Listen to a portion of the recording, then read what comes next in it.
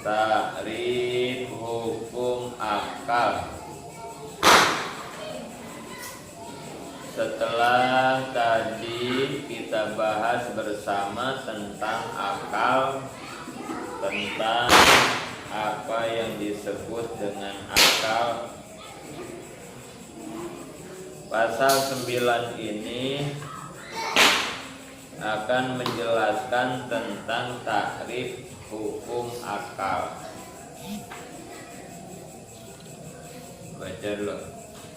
Wa isbatu amrin li amrin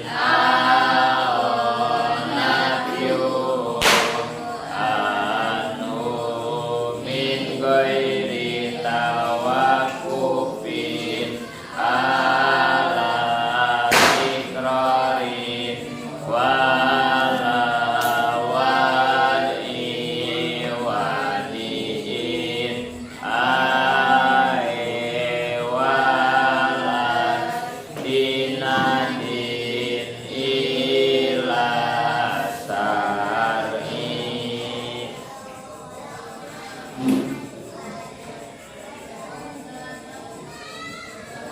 Yang disebut hukum akal ini bagian terakhir, bagian ketiga dari pembagian hukum syara, hukum adat. Sekarang penjelasan hukum akal. Wa huwa isbatu amrin li amrin.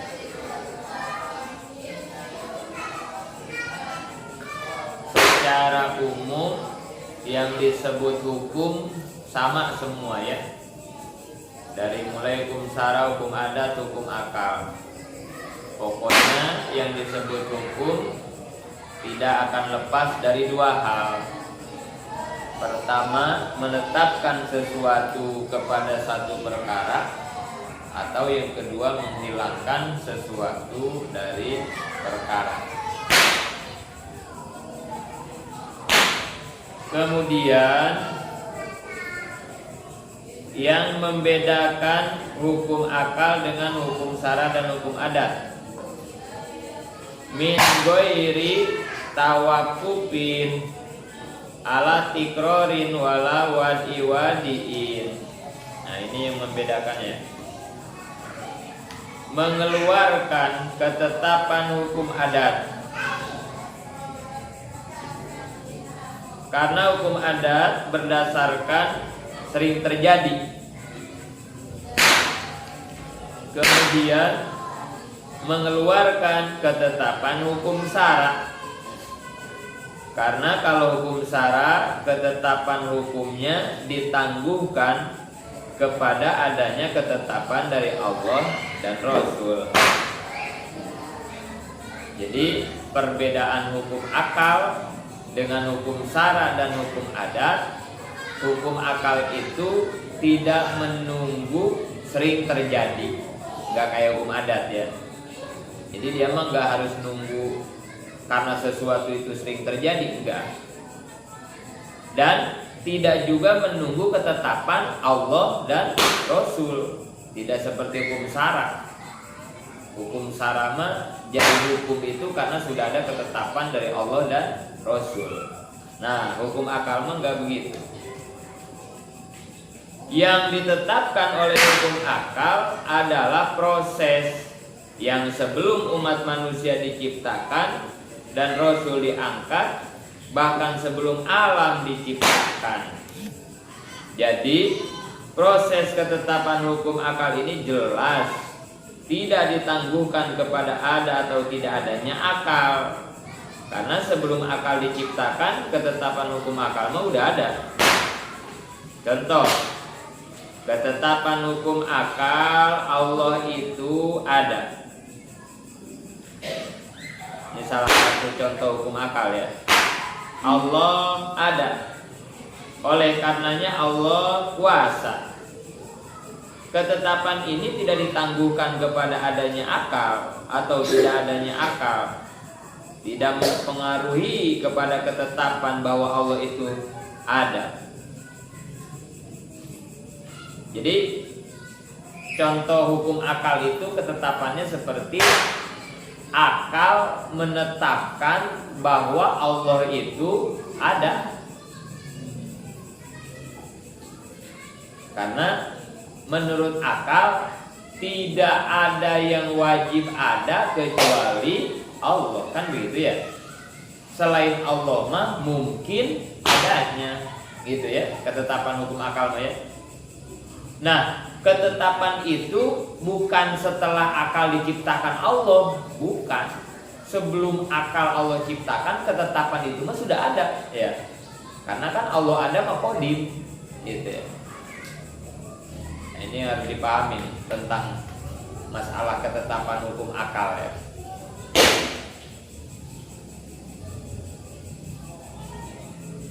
Ketetapan ini tidak ditangguhkan kepada adanya akal atau tidak adanya akal, tidak terpengaruh oleh ketetapan Allah itu ada. Lalu kenapa disebut hukum akal? Nah ini ya. Terus kalau tidak menunggu akal diciptakan, terus kenapa itu hukum disebut hukum akal? Padahal akalnya belum ada juga, ketetapannya maka udah ada ya. Kenapa disebut hukum akal? Gitu. Jawabannya, karena isi ketentuan hukum akal diketemukannya oleh akal. Hal ini tidak berarti adanya ketentuan hukum akal setelah akal tercipta.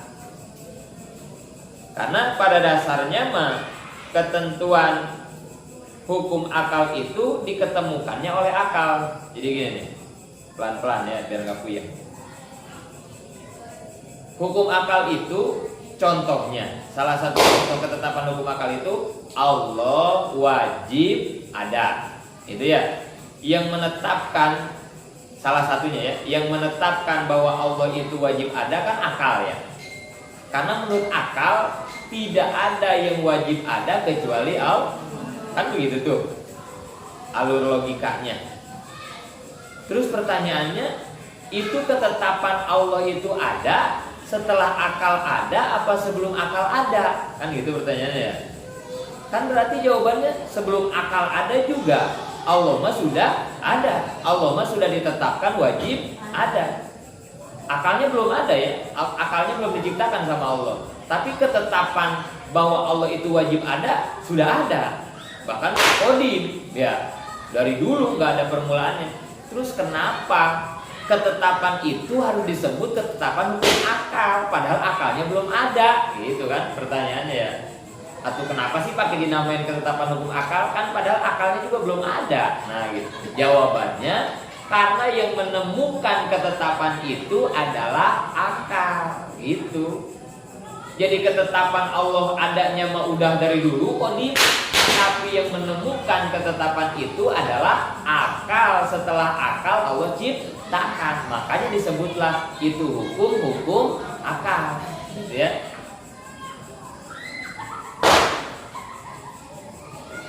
Jangan puyang ya. Ini supaya paham tuh, supaya begini nantinya. Takut ada yang memahami begini. Emang yang menentukan Allah itu ada siapa sih selain hukum syara ya? Hukum akal kan ya yang kedua ya.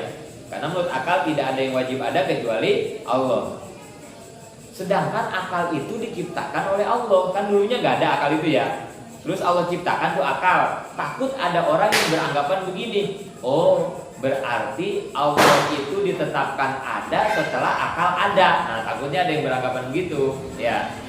Berarti ketetapan Allah itu ada setelah akal ada. Kan jadi salah ya kalau pemahaman begitu mah ya. Padahal adanya Allah maka dari dulu qadim, tidak menunggu akal ada, gitu ya.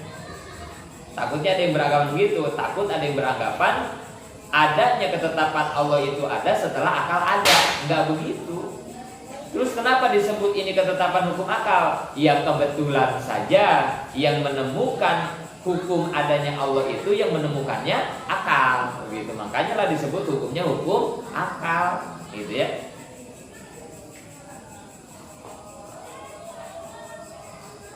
Andai kata ketentuan hukum akal dan persoalan ketetapan adanya Allah menunggu adanya pemberitahuan dari Al-Quran dan hadis atau berdasarkan kepada ketentuan hukum adat, hal ini akan menimbulkan proses daur yang mustahil terjadi, karena yang disebut daur ad-daur wa tawaqqufu syai'in ala syai'in akhara yatawaqqafu alaihi. Yang dinamakan daur adanya sesuatu menunggu kepada adanya sesuatu yang lain, yang adanya sesuatu tersebut menunggu pula kepada sesuatu yang pertama. Jadi gini, kalau saja ketentuan hukum akal dan persoalan ketetapan adanya Allah menunggu adanya pemberitaan dari Al-Quran dan hadis berdasarkan ketentuan hukum adat, maka ini bakal jadi daur. Daur teh muter ya, bahasa gampangnya mah artinya daur teh muter. Muter gimana maksudnya? Jadi nantinya adanya hukum Allah itu ada menunggu Allah menciptakan akal, sedangkan akal itu diciptakan menunggu adanya Allah ada. Nah kan jadi muter begitu ya. Adanya Allah menunggu ketetapan hukum akal, akal juga menunggu diciptakan oleh Allah. Nah terus jadi daur kan ya, jadi muter begitu, dan itu mustahil. Makanya nggak begitu prosesnya, cara berpikirnya. Jadi Allah mah ketetapan hukum adanya sudah dari dulu qadim.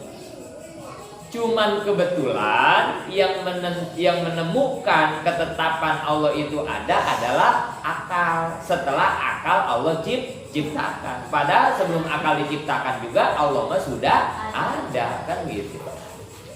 Ya. Contoh lain yang muter-muter, yang daur ya, antara ketetapan hukum akal. Iman kepada Allah menunggu kepada penjelasan Al-Quran dan hadis, sedangkan beriman kepada Quran dan hadis menunggu pula kepada iman kepada Allah. Hal ini mustahil akan terjadi satu dan yang lainnya saling menunggu.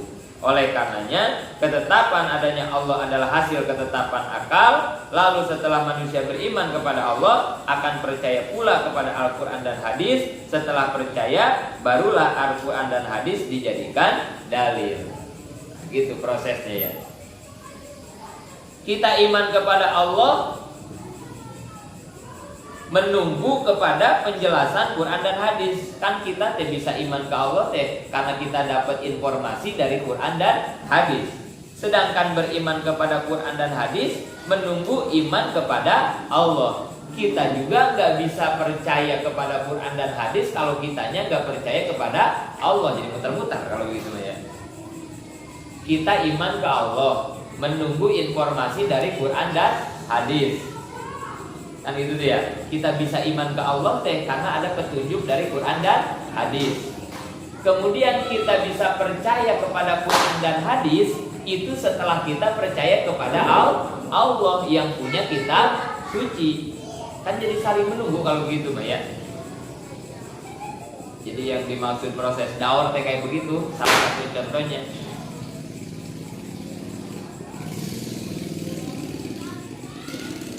Maka ketetapan adanya Allah adalah hasil ketetapan hukum akal. Setelah manusia beriman kepada Allah, akan percaya pula kepada Quran dan hadis. Setelah percaya, barulah Al-Quran dan hadis dijadikan dalil.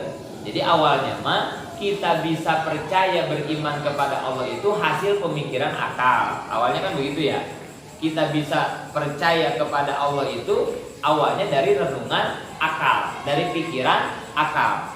Setelah kita mempercayai bahwa Allah itu ada, kemudian kita dapat informasi dari Quran dan hadis, maka penjelasan dari Quran dan hadis kita jadikan dalil. Dalil tentang apa? Tentang kepercayaan kita akan adanya Allah. Nah, yang lempeng mah gitu seharusnya. Bukan muter-muter kayak tadi. Enggak daur jadinya ya. Kalau tadi makan daur ya, pelan-pelan, perhatiin biar nggak puyeng. Ini supaya memahami ketetapan akal, supaya nanti nggak salah kayak tadi. Takut ada yang beranggapan bahwa kita percaya ke Allah itu setelah Allah menciptakan akal. Misalnya kan nggak begitu ya. Keberadaan Allah mah sebelum akal ada juga sudah ada, kan begitu ya. Tapi kenapa ini disebutnya ketetapan hukum akal? Kebetulan saja yang menemukan adanya Allah itu adalah akal, kan gitu. Pelan-pelan pahaminya.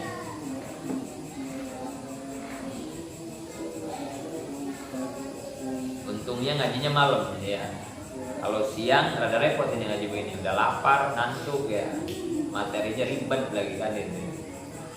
Tapi harus paham pelan-pelan ya. Biar jadi pegangan ke kitanya kalau paham tentang masalah hukum akal. Ini nanti kan kaitannya sama orang-orang filsafat kan begitu ya, yang kemarin udah dijelasin. Karena kalau kita salah memahami di sini ngeri. Ya kayak tadi akhirnya. Jadi ada anggapan kita mempercayai Allah itu ada setelah akal ada. Nah ini kan salah ya. Padahal akal belum ada juga Allah mah sudah ada kan gitu. Nggak menunggu akal ada. Segitu dulu dah itu mah ya. Ngerti gak ngerti ya pelan-pelan lah ya. Terus dalil hukum akal. Nah ini tadi kan dikatakan begitu tuh ya. Pelan-pelan. Kita yang daur ya, yang muter nih, yang muter. Cara berpikir yang muter nih, yang salah. Kita percaya Allah itu ada biasanya setelah dapat informasi dari Quran. Kan begitu ya. Orang bisa percaya bahwa Allah itu ada kalau dia udah mengkaji Quran. Kan biasanya begitu ya. Ngaji Quran, mempelajari Quran, baru dia percaya Allah itu ada. Begitu ya. Paham gak segitu tuh?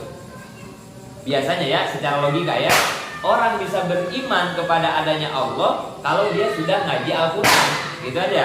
Sudah mengkaji, memperdalam Al-Quran. Biasanya baru dia percaya tuh Allah itu ada. Kan gitu ya biasanya urutannya ya. Yang kedua nih, setelah dia percaya kepada Allah itu ada, kemudian Allah itu punya kitab suci namanya Al-Quran, baru dia bisa percaya kepada adanya Al-Quran. Berarti seseorang itu bisa percaya kepada adanya Al-Quran, urutannya setelah dia percaya bahwa Allah itu sebagai Tuhannya. Begitu ya urutannya kan ya. Gak mungkin ya orang percaya Al-Quran itu kitab suci kalau orang itu gak percaya Tuhan itu Allah. Kan gitu ya. Pasti kalau dia percaya Quran ini kitab suci, pasti dia sudah percaya Tuhan itu adalah Allah. Allah itu yang punya kitab suci Al-Quran. Sedangkan orang pengen percaya bahwa Tuhan itu Allah, harus ngaji dulu Al-Quran. Kan ini mutar itu ya. Jadi gimana ini? Ngaji Quran dulu untuk mempercayai Allah, atau percaya dulu ke Allah biar dia percaya Quran itu ada? Coba gimana itu urutannya ya. Jadi muter kan. Sebenarnya harus ngaji Quran dulu baru bisa percaya kepada Allah, atau harus percaya dulu ke Allah baru bisa percaya Quran itu ada? Sebetulnya gimana prosesnya? Itu yang daur ya. Atau yang sering dijadiin tebak-tebakan mah. Sebetulnya yang diciptakan itu yang paling dulu ayam dulu apa telur dulu? Gitu kan, kayak begitu ya contoh daur mah ya. Sebetulnya yang pertama diciptakan, yang pertama ada itu ayam dulu apa telur dulu sebetulnya? Kalau dijawab telur, ayam dari mana? Dari telur. Kalau dijawab ayam, ayam dari Kalau dijawab telur dulu, telur dari mana? Dari ayam. Kalau dijawab ayam duluan, ayam keluarnya dari mana? Dari telur. Nah itu kan daur begitu ya. Jadi mutar kan ya. Ayam dulu apa telur dulu sih? Kan gitu. Ayam dari telur, telur keluar ayam dari telur, telur keluar dari ayam. Gitu ya. Ayam keluar dari telur, telur juga keluar dari ayam. Jadi ayam dulu, telur dulu sebenarnya kan gitu ya.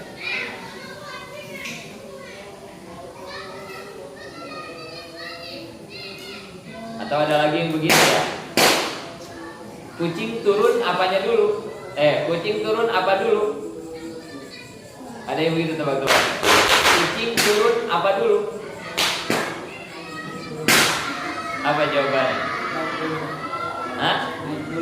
Naik dulu, gitu ya. Kucing turun apa dulu? Naik dulu ya. Naik dulu baru turun, kan gitu ya. Kucing turun apa dulu? Naik dulu. Nah, itu mah tebak-tebakan. Ya gampang itu malah gitu ya. Atau ada lagi begini. Kapas sama batu beratan mana? Kapas sama batu beratan mana? Saya bukan begitu. Kapas sekilo, batu sekilo, beratan mana?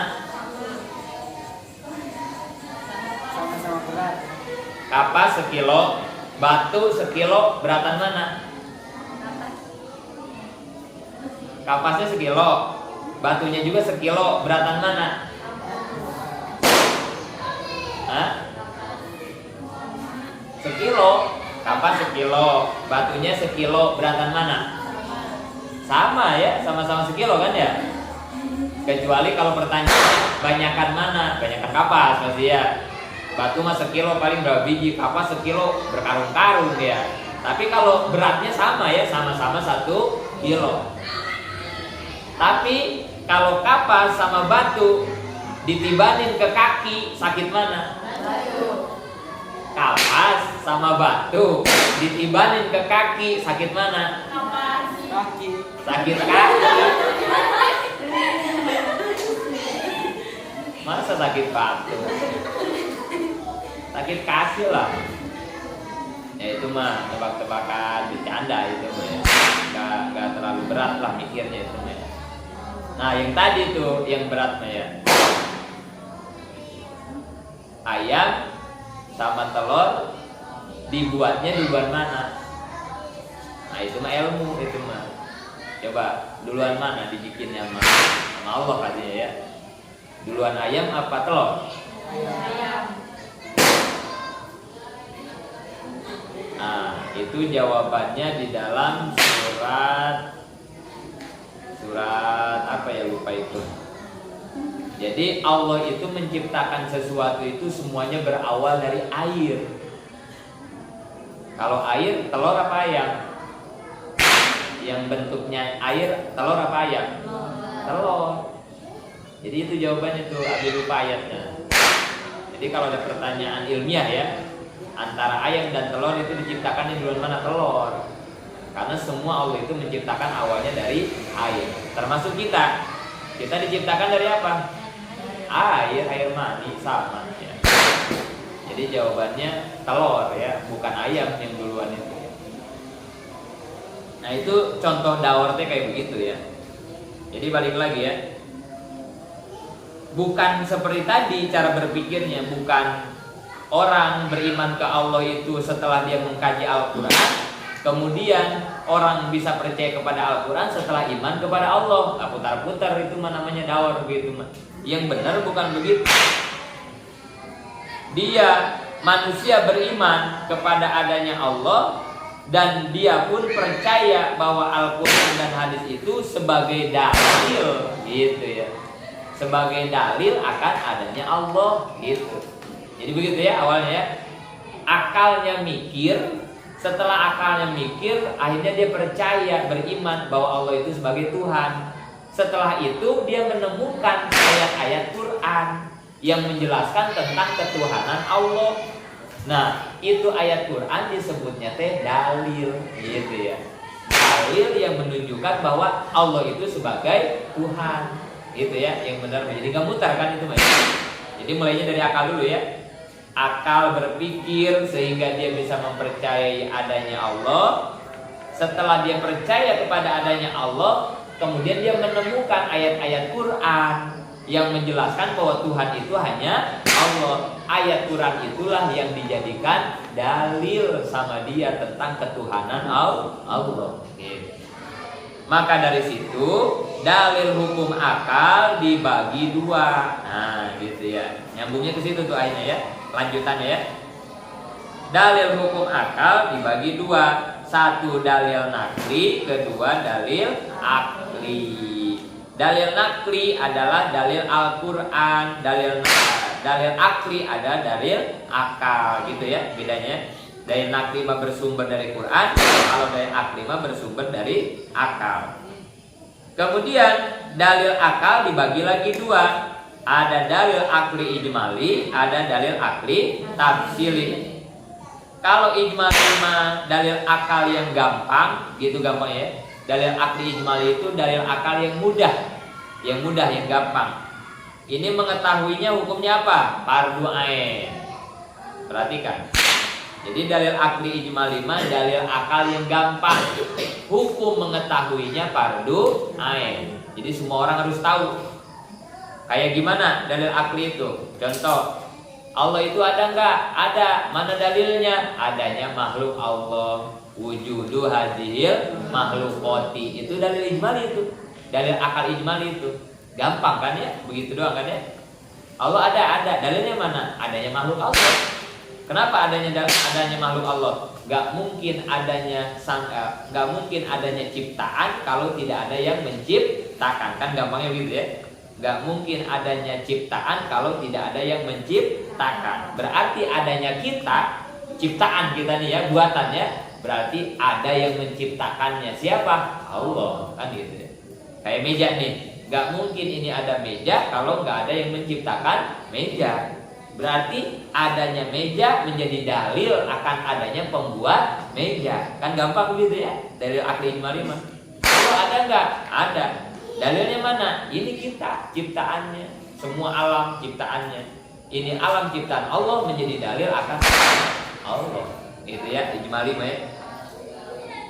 Kemudian tafsili. Kalau tafsili mah dalil akli yang lebih sulit atau yang lebih dalam atau yang lebih terperinci.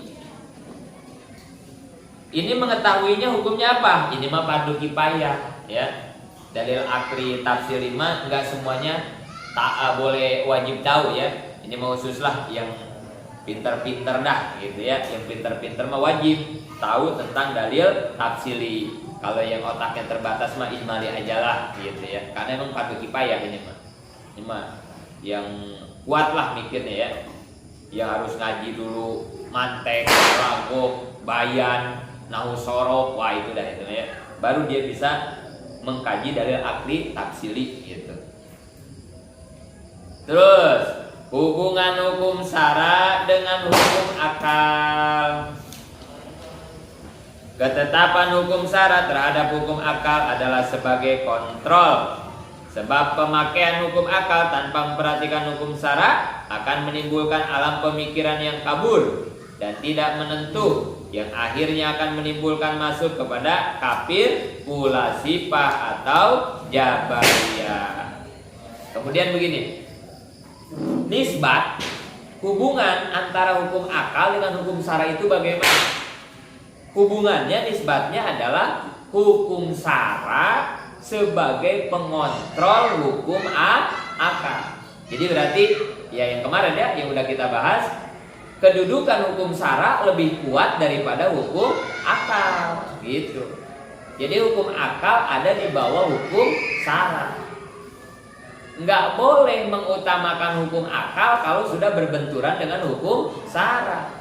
Akal boleh bermain, berpikir, berinovasi, atau apa aja lah itu akal ya, mau memikirkan apapun boleh saja silakan, tapi nggak boleh melebihi batasan norma-norma ketetapan hukum syara. Karena kalau nggak dikontrol sama hukum syara nanti liar, pemikiran akal kita liar, maka akan terjerumuslah kepada kelompok pulasifah atau jabariyah. Yang kemarin udah kita bahas, pulasifah adalah orang-orang yang selalu mendewa-dewakan, memprioritaskan akal sampai mengalahkan ketetapan hukum syara. Itu orang pulasifah. Bahaya itu, kafir ya. Atau jabariyah. Kalau jabariyah bagaimana? Yang terlalu menggunakan syariat menghilangkan hakikat. Jabariyah mah ya kemarin gitu ya. Bukan kemarin di di Majmu ya. Jabariyah itu adalah orang yang terlalu menggunakan syariat menghilangkan hakikat. Kalau yang terlalu menggunakan hakikat menghilangkan syariat namanya qadariyah kan gitu ya. Takut lupa nanti lihat lagi itu. Jabariyah itu suka ketukar mulu tuh sama Qadariyah.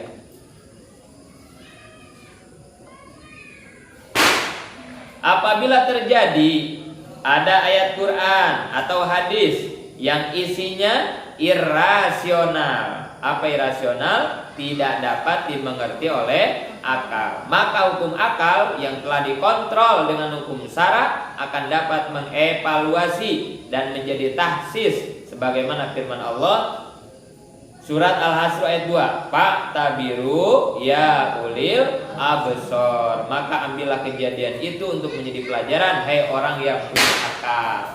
Terus begini, bagaimana apabila kita menemukan ayat Quran atau hadis yang akal kita nggak ngerti? Makanya kemarin kan udah dijelasin ya. Kalau kita beli peci, kemudian pecinya kesempitan, jangan kepalanya dikecilin, diserut pakai pisau, jangan. Tapi ganti aja, beli lagi kopiahnya ngerada gedean. Nah itu yang benar begitu. Artinya kalau kita menemukan ada ayat Al-Quran yang tidak cocok di akal kita, jangan otaknya diutak-atik, jangan ayatnya diutak-atik supaya akal kita nerima, bukan begitu. Ini gimana ya nafsirin Quran ini ya? Kayaknya nggak ngerti nih orangnya begini nih. Ayo aja tafsir Quran yang mau diutak-atik supaya pas dengan otaknya. Bukan begitu. Quran udah nggak bisa diutak-atik. Tapi harus ditakwil, nanti di depan dia ditakwil, itu pun harus mentakwilnya harus sesuai berdasarkan ilmu, ya ilmu takwil lah gitu ya, ilmu tafsir, nggak sembarangan juga ya. Jadi sekali lagi, apabila kita mendapatkan ada ayat Quran yang kurang dimengerti, kurang pas lah gitu ya, maka silakan dipikirkan, dicari makna-makna yang tidak merusak ketetapan hukum syara. Contohnya biar gampang, seperti ayat yadullah fauqa aidihim. Nah ini yang kemarin Nabi sempat jelaskan. Arti secara liter reject atau arti asli secara tekstual ya, artinya yadun itu kan tangan ya, berarti tangan Allah di atas tangan makhluk. Kalau arti asli kan jadi begitu ya, yadullah fauqa aidihim, tangan Allah ada di atas tangan makhluk. Kalau diartikan begini nanti menimbulkan kesan, pertama Allah mempunyai bentuk tangan seperti manusia, kan kesannya jadi begitu ya. Kalau diartiin tangan Allah, oh berarti kayak kita dong, tangannya ada 2 kiri kanan, jarinya 5, 5, 10. Bisa begitu kan kesannya ya. Atau yang kedua, kalau Allah bertangan seperti manusia akan menimbulkan kesan bahwa tangan Allah itu banyak. Sedangkan Allah itu kan yang ngedoanya makhluknya banyak di mana-mana. Kalau tangannya cuma 2, repot dong Allah ngasihnya kan gitu ya. Oh berarti tangan Allah banyak dong. Nah kan jadi tambah liar ya kalau diartikan tangan. Nah maka ini berarti ya ayat-ayat yang mutasabihat disebutnya ya. Jadi kalau diartikan begitu kurang pas ya, jadi ngawur kan kalau diartikan tangan. Nah maka ayat-ayat seperti ini sedangkan menurut akal Allah itu muhalafatulil hawadisi, tidak ada persamaan dengan makhluk. Laisa kamitslihi syai'un wa lam yakul lahu kufuwan ahad. Sedangkan kan Allah mah beda sama kita. Masa Allah punya tangan? Kan begitu ya. Kalau punya tangan, tangannya kayak apa? Kan itu mustahil gitu ya. Nah, dalam menanggapi ayat tersebut, para ulama terbagi pada 2 kelompok. 1, kelompok ulama kholaf. Ulama kholaf itu siapa? Itu di bawahnya ada ya, catatan kaki nomor 17. Ulama yang hidup setelah tahun 500 Hijriyah. Ulama kholaf ya, ulama yang hidupnya setelah tahun 500 Hijriyah. Ulama belah sini ya, ulama kholaf ulama belah sini gitu ya. Apa pendapat ulama kholaf? Bahwa dalam mengartikan ayat tersebut harus ditakwil, disalurkan dengan arti yang sekiranya dapat diterima oleh akal. Sebab kalau tidak ditakwil berarti Quran tidak memberikan penjelasan. Pendapat ini berdasarkan firman surat An-Nahl ayat 44. Wa anzalna ilaika dzikra litubayyina linnas. Allah menurunkan Al-Qur'an tujuannya untuk menjelaskan kepada manusia. Jadi gini, kalau kata ulama holaf, kalau ada ayat yang kayak tadi ya, yadullahi fawqa aydihim tuh, ayat yang susah ya dijelasinnya, diartikannya. Kalau kata ulama holaf harus ditakwil. Ditakwil itu diapain? Dicari makna yang akal bisa menerima tapi tidak menyalahi aturan syarat. Itulah gampangnya Mbak ya. Kenapa harus ditakwil? Karena di dalam surat An-Nahl, nah ini nih yang menjadi alasan kenapa ulama holaf harus mentakwil ayat mutasabihat. Ini nih alasannya nih. An-Nahl ayat 44. Wa anzalna ilaika dzikra litubayyina linnas. Quran teh diturunkan kepada kita fungsinya untuk memberikan penjelasan. Jadi kalau misalnya ayat-ayat tadi gak dijelasin, fungsi Quran apa? Nah gitu ya. Makanya kata ulama holaf mah jelasin tetap. Yadullahi fawqa aydihim itu harus dijelaskan. Tapi penjelasannya yang tidak melanggar kepada tuntunan syariat gitu ya. Jangan kayak tadi, jangan diartiin tangan gitu ya. Tapi tetap ini harus diartiin. Apa nih kira-kira yang pas gitu. Itu pendapat ulama holaf gitu ya. Dan firman Allah dalil yang kedua nih, dalil ulama holaf. Al-Hasr ayat 2. Pak tabiru ya ulil absor. Maka berpikirlah, ambillah pelajaran wahai orang-orang yang punya akal. Ini dua nih dalilnya ya, dalil ulama holaf dua ya. Bahwa artinya semua ayat mutasabihat harus ditakwil gitu ya. Kedua, pendapat ulama salaf. Ulama salaf siapa? Ulama yang hidup sebelum tahun 500 Hijriah. Berarti ulama salaf mah ulama zaman dulu gitu ya. Ulama yang duluan lah, salaf makan duluan ya. Kalau kholaf belah sini gitu ya. 500 Hijriah sebelumnya salaf, 500 setelahnya namanya ulama kholaf gitu ya. Apa pendapat ulama salaf? Bahwa ayat tersebut, ayat mutasabihat itu ya harus dibekukan. Dibekukan itu maksudnya apa? Dalam arti tidak boleh ditakwil. Adapun mengenai maksud dari ayat tersebut diserahkan sepenuhnya kepada Allah. Hal ini untuk menjaga kesalahan di dalam memahami Al-Quran. Jadi gini, mengenai ayat mutasabihat itu ayat yang dimaknainya agak susah gitu ya, mutasabihatnya gitu ya. Mengenai ayat mutasabihat ulama beda pendapat. Menurut ulama kholaf harus ditakwil, tetap dijelasin, ditafsirin, tetap jelasin. Tadi dalilnya dua ayat tadi ya. Tapi kalau kata ulama salaf mah udah jangan, bekuin aja, bekuin itu udah gak usah ditakwil. Contoh Yasin, coba maksudnya apa itu ya? Kaf, ha, ya, ain, sod, alif, lam, mim. Apa itu maksudnya kan ya? Ada ulama yang menjelaskan. Kayaknya nggak ada ya. Hanya paling beberapa lah. Contoh Yasin. Ada ulama yang menjelaskan Yasin itu nama kanjeng Nabi, katanya gitu ya. Toha itu juga katanya nama kanjeng Nabi. Ada yang menjelasin begitu. Tapi ada lagi Yasin, wallahu a'lam bimuradi. Hanya Allah yang tahu arti maksud dari Yasin. Jadi berarti kan gak dijelasin ya. Nah berarti ketika ayat itu gak dijelasin, ikutin pendapat ulama salaf.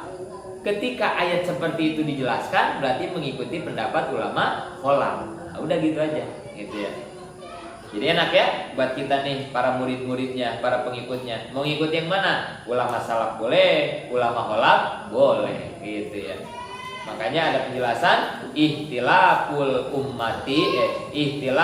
ulama rahmatun lil ummat. Ihtilafnya para ulama menjadi rahmat bagi umat. Beda-beda pendapatnya para ulama menjadi rahmat kepada kita gitu ya. Kan kita jadi gak bingung ya. Mau pakai yang mana juga enak. karena beda-beda pendapatnya para ulama. Tapi para ulama mujtahid ini walaupun beda-beda pendapat, semuanya kan dibenarkan oleh Allah, gitu ya. Tidak ada yang disalahkan ya, karena disebutnya ulama mujtahid. Nah gitu ya. Namun demikian antara ulama salaf dan ulama khalaf pada prinsipnya tidak ada perbedaan dalam akidah. Perbedaannya hanya dalam menyalurkan dan membekukan ayat Al-Quran yang mutasabihat saja ya. Dah sampai situ. Nanti kita lanjutkan bab 3 tanggapan hukum syarat. Nafa'anallahu bihi amin. Wallahu a'lam bishawab.